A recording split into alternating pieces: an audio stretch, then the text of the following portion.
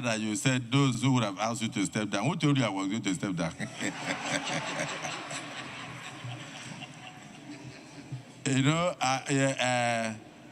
if you watch what has the current revelations in America, you realize that there are some black people, because of their skins, who went to prison, sometimes 37 years, sometimes 27 years, some 25 years, for false allegations. So I'm not one of those people who that you say will step down for false allegation. Then when eventually it is proven that the allegations were false, they will say, oh, we were unfair to Akpabio. No, I'm not that bad.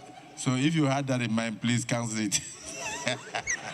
So having said that, I must thank you for the words that you have spoken today.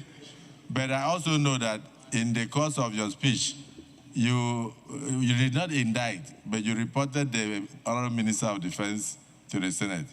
I think the Senate will look into that issue. If the Honorable Minister of Defense has any objection or any issue with any resolution of the Senate, he shouldn't do so in the market. He should get in touch with the Senate President or the Senate elders. Senator Ningi, I think I'm speaking your mind. He should get in touch with us, not to go and speak in the open. And it will amount to executive, legislative brouhaha. So we'll take that up at the appropriate time. So I thank all my colleagues. I thank you for the confidence, and I assure you that we'll continue to do our best. But most especially, the credit goes to the 10th Senate for remaining focused. Accordingly, this Senate is hereby adjourned to Tuesday, the 13th day of May, 2025 at 11 a.m. prompt.